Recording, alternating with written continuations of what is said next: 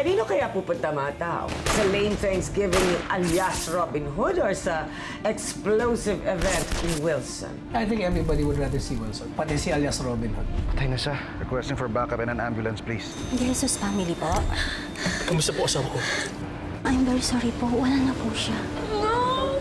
Ikaw ang papalit kay Wilson. And I hope you will learn from his mistakes. Ayoko nang balikan ng ganitong ending. May nangyari dun sa Thanksgiving sa kooperatiba. Pinagbabaril daw sila ng riding in tandem eh. Si Ate Cynthia napuruhan. Si Wilson Chan. Chan may kagagawa nito, anak. Chan lang ang may motibo dahil naibalik mo ang pera sa kooperatiba. Marami pong nakapanood sa TV ng buong pangyayari. At ang lahat ng mga yan ay nagkasabi na si Wilson Chan nga yan. Kalimutan mo muna si Wilson Chan. Pinamatay na naman sa pamilya mo eh. Kailangan ka ng mama mo. Alalayan mo siya sa lahat ng paraan magagawa mo. Si April Samonte, nawala daw yung mahilig mag-costume ng cosplay. Oh. That shooting in the cooperative, what was that about? Kung baka na ni Wilson, yes. Hindi daw siya papayag na pupunta siyang China na hindi nakakabawi. Gusto daw niya makaganti sa cooperative at kay alias Robin Hood. Parang beauty queen pa lang ex mo, Pepe. Di lang maganda, parang mabait pa. Ramdam ko ginintuan ang puso. Sabi kasi maghihintay ako, di ba? For some reason, hindi ako makahintay. Do you think you can give me a chance? Kailangan ko na siya paubaya kay Dean. Talagang masaya siya doon. Malalayain na siya. Sige. Pepe, saan ka pupunta?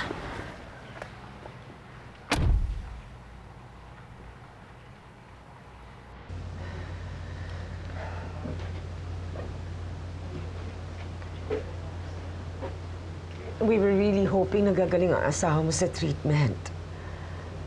It's so unfortunate na nangyari to. I'm so sorry.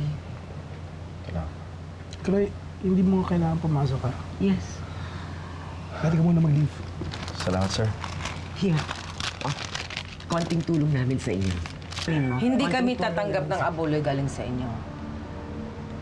Ang OA mo naman, Judy. Baba mo naman ang pride mo paminsan-minsan. Kami na nga itong tumutulong sa inyo eh. Pero may kapalit. Alam ko kung anong pinagagawa niyo kay Kaloy. Malaki na naman ang anak mo eh. Alam na niya kung anong ginagawa niya, di ba, Kaloy? Iniipit niyo si Kaloy kasi kailangan niya ng pera. Pero, kaluluwa niya ang kapalit. Ano bang negosyo meron kayo? Wow, ang OA mo naman, Judy. Chill ka lang. I mean, kinailangan gawin ng anak mo ang dapat niyang gawin to survive. Kasi naman, forever siya nakatago sa saya ng nanay niya, di ba? Poprotektahan ko ang anak ko hanggang sa kamatayan. Hindi na babalik sa inyo si Kaloy. Ano ka ba naman? Mom, let's go. We should go. Hi, we're done here.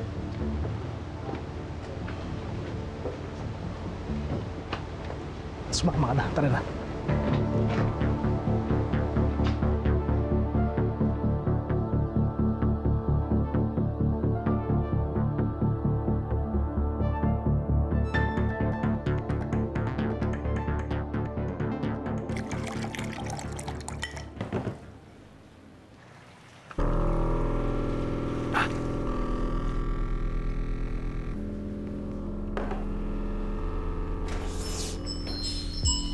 Ma! Ano ka ba naman?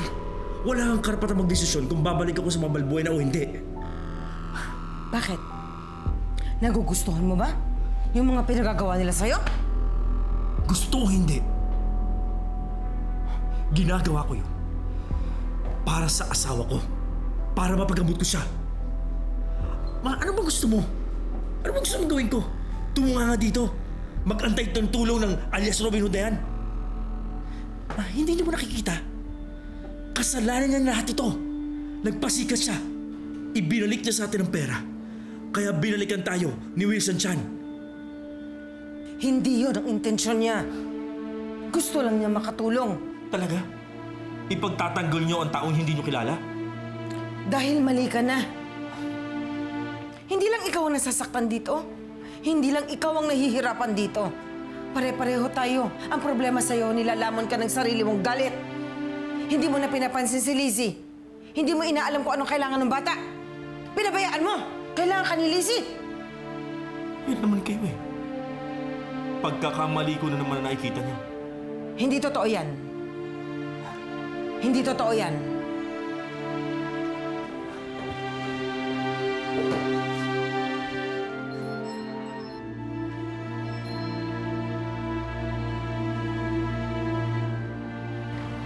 problema yata. Concern sa biyan ng hilaw? Ayun! Ayun si Pepe!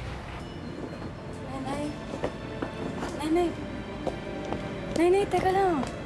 Nay, mama, sandali lang.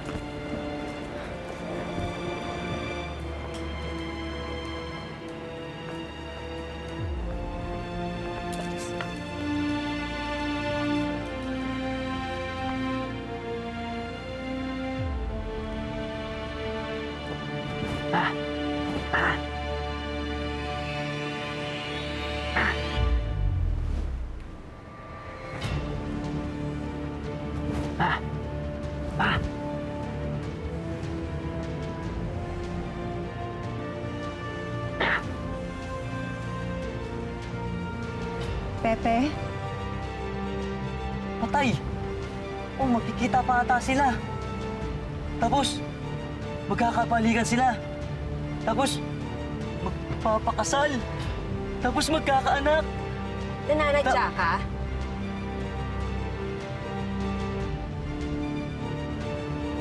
Pepe?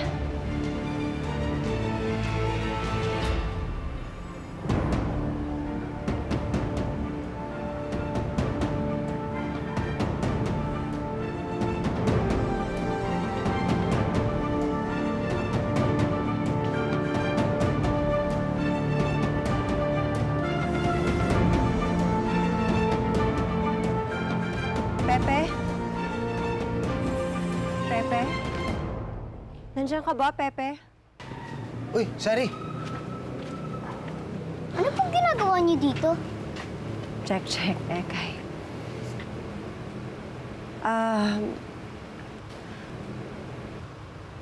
Parang ano lang kasi, parang narinig ko si Pepe. Ghost po ni Ninong? Baka naman si Eka yon. Ang kulit nito kanina. Hala, di naman po ako makulit eh.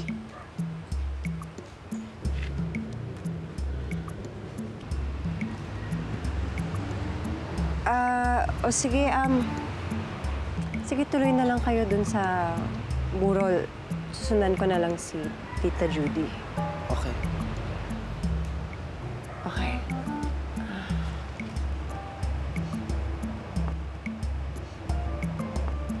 Ano ba tinitignan niyo dyan, Papu? Ha?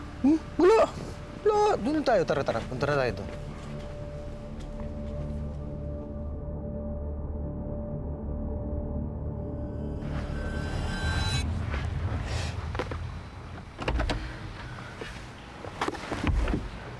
Okay ka lang?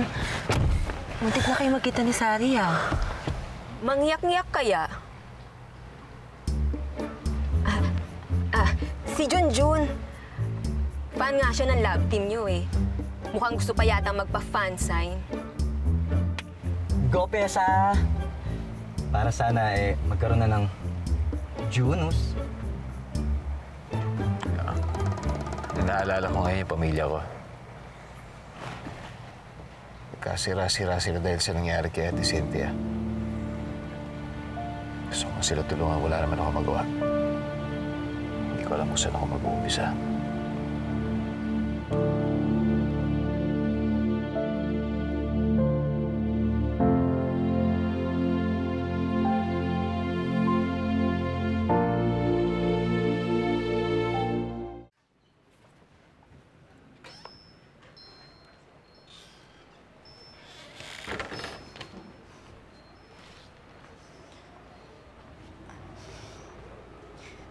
Daddy, ano pong pinagawa niyo ni Nainay? Ano po yung sinasabi ni Nainay na kinamamagi tungkol sa ginawa niya daw po? Pwede ba, Lizzie?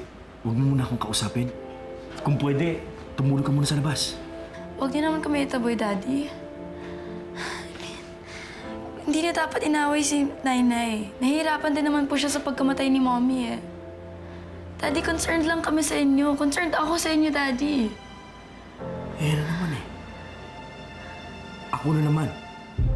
Sige na nga, magkampihan na kayo ng lola mo. Daddy, hindi ko siya kinakampihan. Wala akong kinakampihan. Daddy, 3 na nga lang tayo. Mag-aaway-aaway pa ba tayo? Pwede ba, Lizzie? Huwag mo muna akong pangaralan. Ha? Bata ka pa. Marami ka pang kailangan malaman, okay?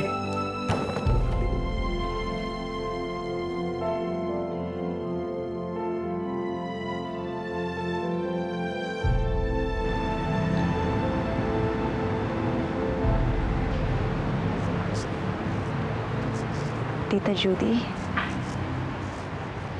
kanina ko pa ho kayo hinahanap.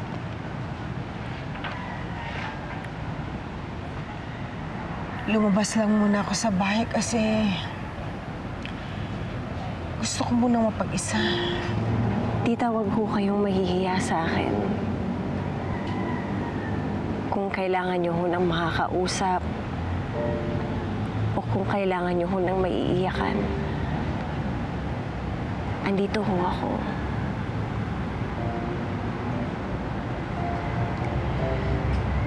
Sari,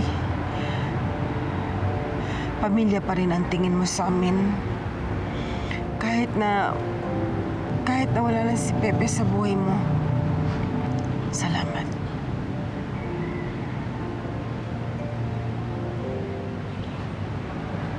Bakit?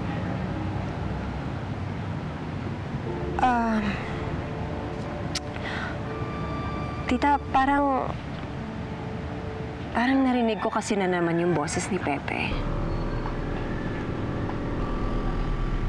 Tinawag ho kayo kanina.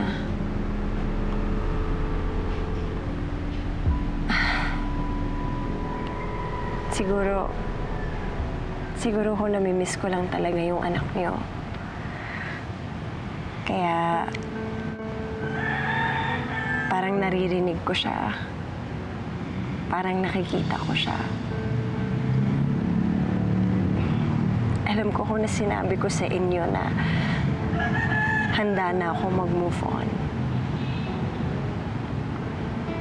Pero hindi po ako nagmamadaling kalimutan si Pepe.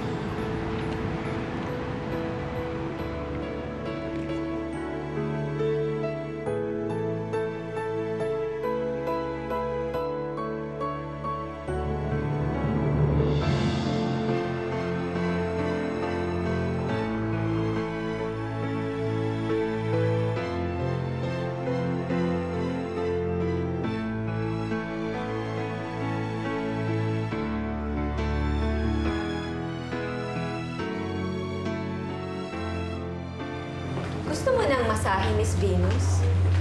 Baka mabawasan ang lamig na naramdaman mo buong gabi. Huwag na. Bugbog na nga yung puso ko, ditiinan mo pa. Ikaw naman kasi, Miss Venus, eh. Doon ka pa nakatitig sa taong hindi ka naman pinapansin. Samantalang yung mga nagmamahal naman sa'yo dyan, andyan lang sa tabi-tabi. Bakit kaya hindi mo i-apply sa sarili mo yung sinasabi mo, Junjun? Huwag na natin ipagsiksikan yung sarili natin, Miss Venus. Kita naman lamang sa'yo yung sari na yun. Close na siya pati sa mama ni Pepe. Hindi ko na iniisip yun. Mas concerned ako kay Pepe. Mukhang may plano na naman siya, pero ano yun? Paano niya mapapanagot si Wilson kung patay naman to?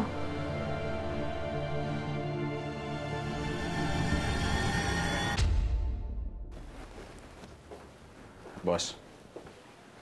Father, wala na akong tayong gumawa ng kasalanan. Eh, araw-araw na ako nangungumpisal eh. Boss, mas makakatulong ako sa pamilya ko kung malaman ko kung sino may gawa kay Ate Cynthia nito. At walang iba yun kundi si Wilson Chan. Kasi meron talaga akong pakiramdam eh. Parang may mali. Parang hindi ako kumbinsido na namatay talaga siya eh. Teka, akala ko ba nakita mong nagdiyab yung katawan niya sa harap mo? Oo nga, boss eh. Pero kasi nagtataka ako eh. Kung gusto niyang mawala, tumakas, ba't di na lang siya tumakas, di ba? Ba't kailangan pa niya magpa-presscon? Kasi kitang-kita ng mga camera lahat nung nangyari doon eh. Alam ko parang may mali. May pakiramdam talaga ako, boss, na may mali.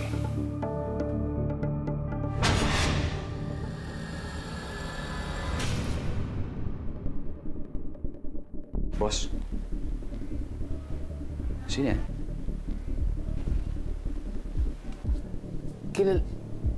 Hindi, nakita ko to sa presko ni Wilson dyan, boss eh. Namumukhaan ko kasi. Kakaiba siya eh. Ang lakas ng dating eh. Nakita mo si Mama Daisy? Mama Daisy? Kilala niyo, boss? Nako, Pepe. Mukhang tama yung hinala mo. Baka buhay si Wilson Chan.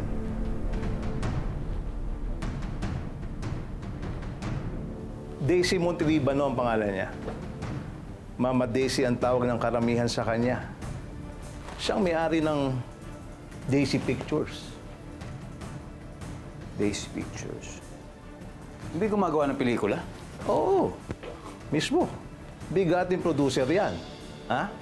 Sa tagal niya sa industriya, na-master niya na ang art of visual manipulation. Mapapakita niya mga bagay na nais nilang ipakita sa'yo.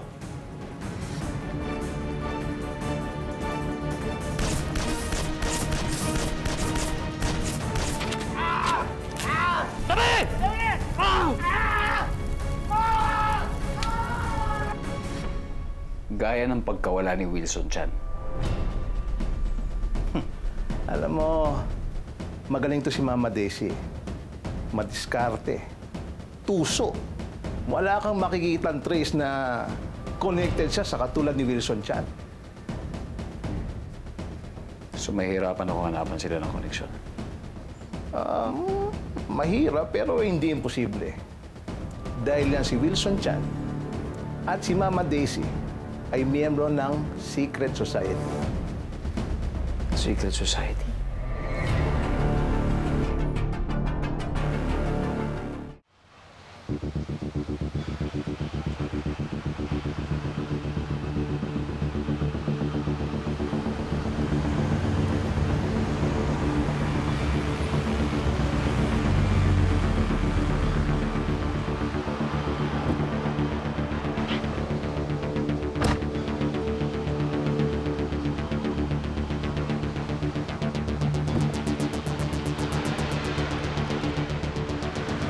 Thank you, Jorel. Dean, it's nice to see you again. Always a pleasure, ma'am. So, are you ready? Handa ka na ba? Ano po ba yung mangyayari? What is this, a screen test?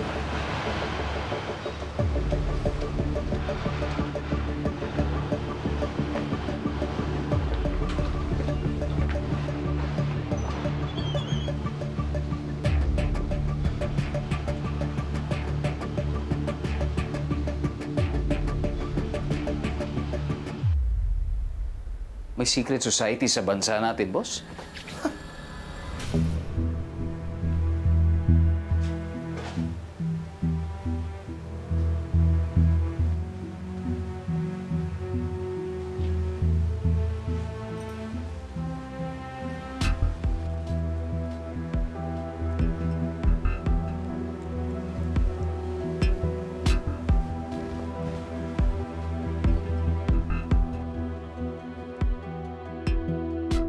Pepe, hindi mga politiko nagpapatakbo ng bansa natin, kundi ang secret society na makapangyarihang negosyante, katulad na lang ni Wilson Chan at Mama Daisy.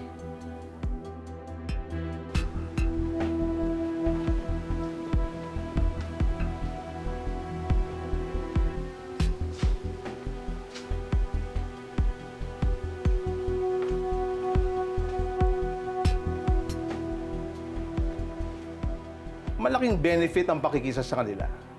They can connect you to the most powerful, most influential. Ang tawag sa kanila, matanghari.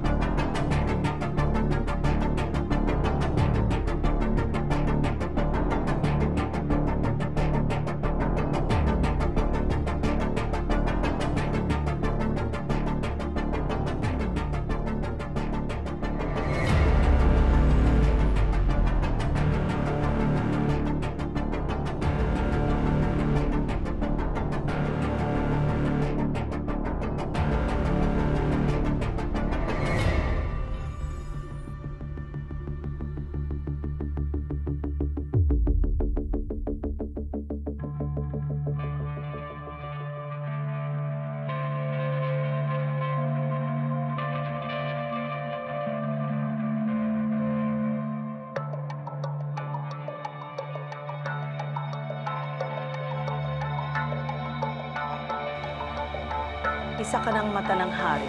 Isa ka ng mata ng hari.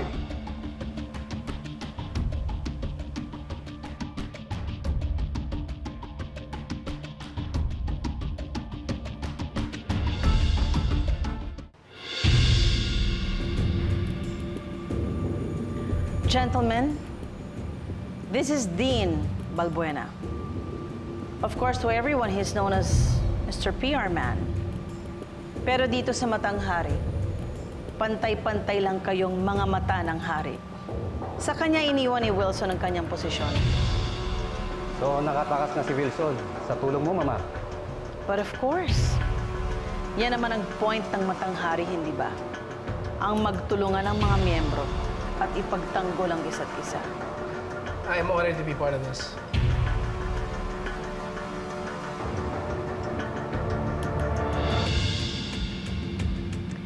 Kailangan i-announce natin ang appointment ni Dean. Tumawag tayo ng General Assembly sa lalong madaling panahon na maaari nating maitapat sa palapit na Blue Moon. Magpadala tayo ng mga imbitasyon. Jarrell, tawagan mo ng courier.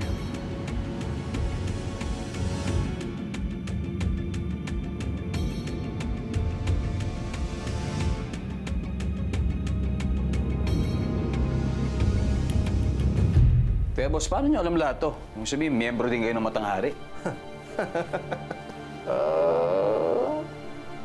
Dati, pero hindi na ngayon. Ibig sabihin, alam nyo kung paano sila pasukin. So, ibig sabihin, kung pag makapasok tayo, malalaman natin kung nasan si Wilson dyan. Hindi madaling hanapin ang Matang Hari. Wala silang headquarters. They only meet once in a blue moon. Wala silang lugar at oras kung saan sila nagkikita-kita. Para walang makatiktik sa kanila. Exactly. Alam mo, very sophisticated yung Matang Hari. Ay, hindi ko makakakuha ng electronic trace tungkol sa mga communication nila. Paano nila ginagawa?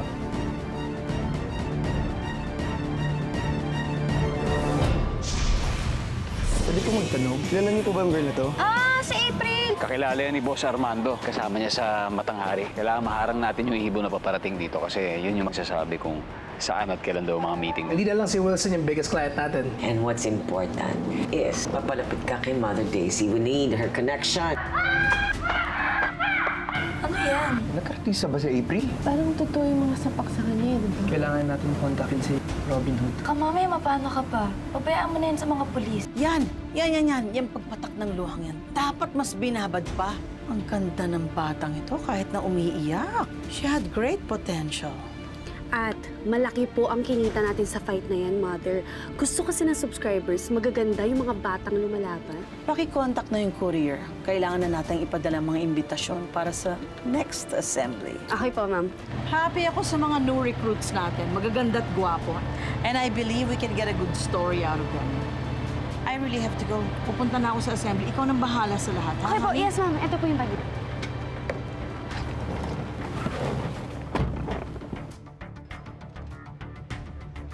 Yeah! 1, 2, 3! Pasukin na lang kaya natin. Kunin lang natin message.